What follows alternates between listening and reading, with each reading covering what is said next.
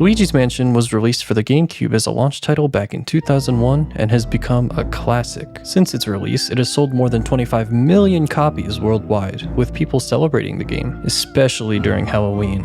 I mean, Luigi has sort of become the mascot for the spooky genre. There are so many fan games that have spooky theming and, well, Luigi. I played Luigi's Mansion for the first time in December, which is definitely the time for this game. Luigi goes around giving the Christmas gift of imprisonment to these ghosts to celebrate. I mean, that's the whole point of the game. Duh. While I was playing though, I noticed something really interesting. This game is weird. Like, super weird. The structure, combat, and exploration don't fit the bill with other Nintendo games. So today, I thought it might be interesting to talk about this game and explore why it doesn't really fit any other genre. So, as I was saying, Luigi's Mansion is a pretty unique game. There are tons of things that make it different from, well, basically every Nintendo game up to that point. Let's start with the plotline. Luigi goes to visit the mansion because he won it in a raffle. The only problem is, he never entered the raffle, which, by the way, is completely insane. Seriously, I don't think I've ever won a raffle before, let alone a whole mansion. Well, maybe I wouldn't have wanted to win the raffle, because the mansion is actually a plot by King Boo to steal Mario. So Luigi has to go through and suck ghosts in his vacuum cleaner, the Poltergust 3000. This plot is incredibly simple and leaves a lot of room for the player to discover what happened in this mansion. I think it works for the development that this game has. And it's easy to follow too, being a part of the introductory cutscene and constantly replaying over and over again. As for the game itself, there's a lot to take in. Let's start with the controls. You move with the left stick, aim the vacuum with the right, suck with the R trigger, blow out with the L trigger. Let's see, turn off the flashlight with B, and that's about it. Yep, there's nothing else. Mario! Oh, right, the Mario button. Mario! Mario! Mario! Yeah, this game isn't very challenging. The controls are fairly straightforward, I would say. However, I will say that they are a lot more complicated than some other Nintendo games. Unlike Mario, which only has a few controls, this game makes extensive use of other buttons, especially the right stick. Using these controls, you will explore this giant mansion, and there are so many doors. Seriously, why are there this many doors in a mansion?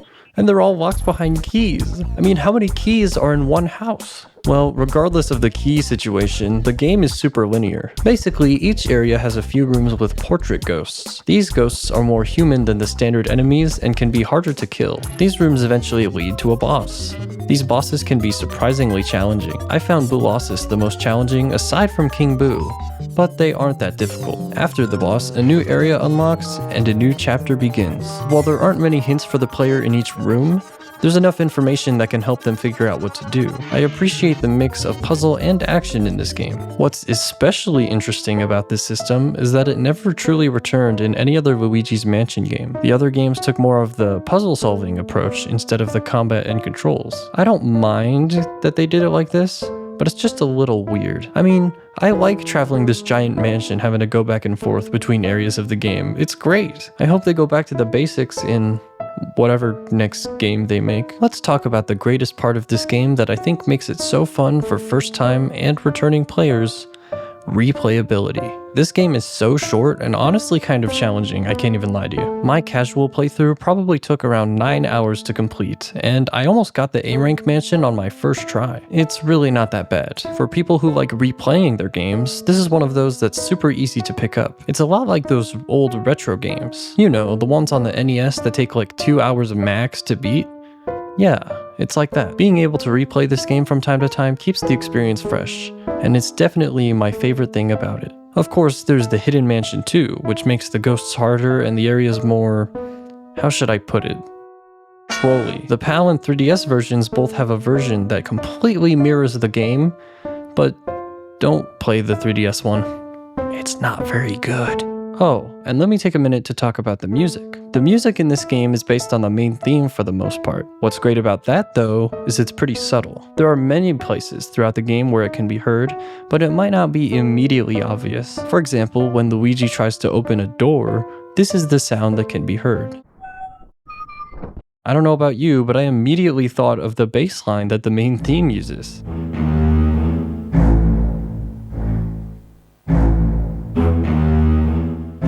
The genius of Totaka. Oh, speaking of Totaka, if you wait on the pause menu for a long time, you can hear his theme.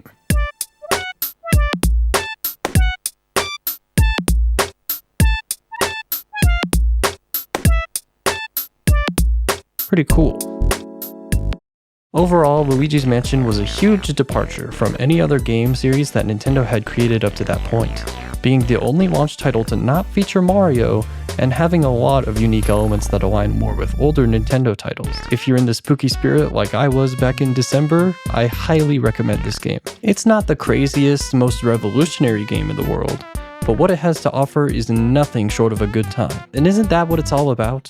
Thanks for watching, and I'll see you next time.